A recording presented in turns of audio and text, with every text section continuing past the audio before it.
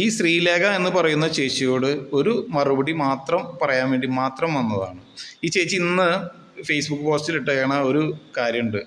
ആർത്തവം സ്ത്രീകളുടെ സ്വകാര്യ അഭിമാനമാണ്, ക്ലാസ്സിൽ പോകാതിരുന്നാൽ നാട്ടുകാരറിയില്ലേ, നാണക്കേടല്ലേ എന്ന്.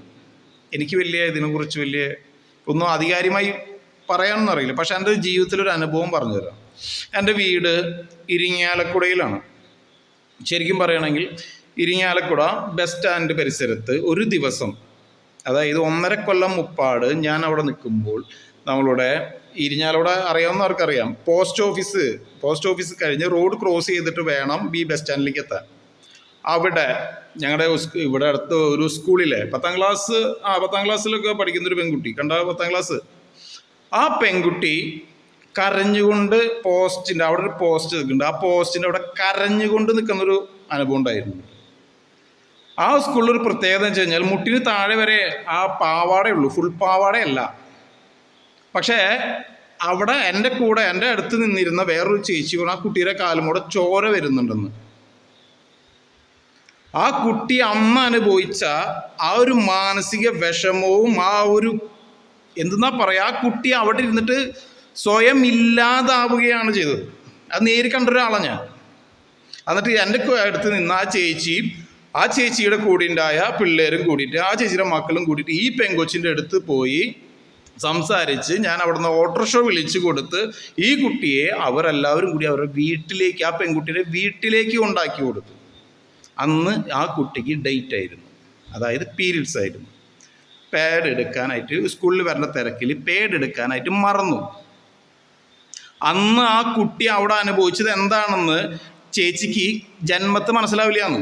കാരണം ചേച്ചിക്കൊന്നും അങ്ങനത്തെ അനുഭവം ഉണ്ടായിട്ടില്ലല്ലോ. ചില പിള്ളേരൊക്കെ ക്ലാസ് മുടങ്ങി കഴിഞ്ഞാൽ ഭയങ്കര പ്രശ്നമാകുമെന്നും പറഞ്ഞ് ചിലപ്പോൾ തിക്കും തിരക്കടിച്ചിട്ട് ഈ സമയമൊന്നും ചിലപ്പോൾ ഓർത്തൊന്നും വരില്ലാന്ന്. പഠിക്കുന്ന പിള്ളേരല്ലേ, ഇതിനെ കുറിച്ചൊന്നും വലിയ സംഭവമൊന്നും അറിയില്ലാന്ന്. ആരെങ്കിലുമൊക്കെ ഒരു നല്ല കാര്യം, ഏത് പാർട്ടി ആയിക്കോട്ടെ, ഏത് ഭരണത്തിലേക്കും ആർക്കും നല്ല കാര്യം ചെയ്യുന്നുണ്ടെങ്കിൽ അത് നല്ലതാണെന്ന് പറയാം, അല്ലെങ്കിൽ അതിനെ അംഗീകരിക്കുക, എതിർക്കരുത്. കാരണം ഇത് എൻ്റെ ജീവിതത്തിൽ, എൻ്റെ അനുഭവത്തിലുണ്ടായ ഒരു കാര്യമാണ്.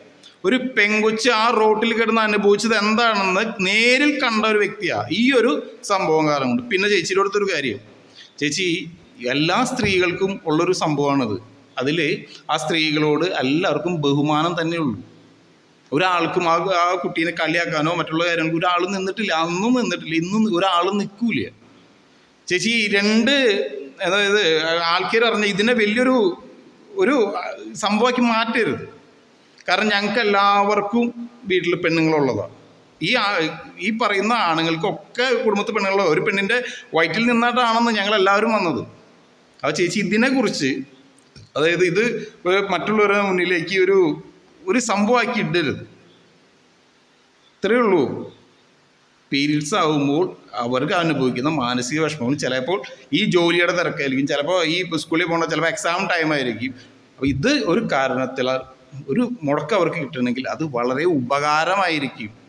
അത് ആ പെങ്കൊച്ചുങ്ങളടുത്ത് ചോദിച്ചു, ഒരു 10 പെങ്കൊച്ചുങ്ങളടുത്ത് നിങ്ങൾ ചോദിച്ചാൽ മതി. എന്തോന്ന് ചേച്ചി ഇതൊക്കെ.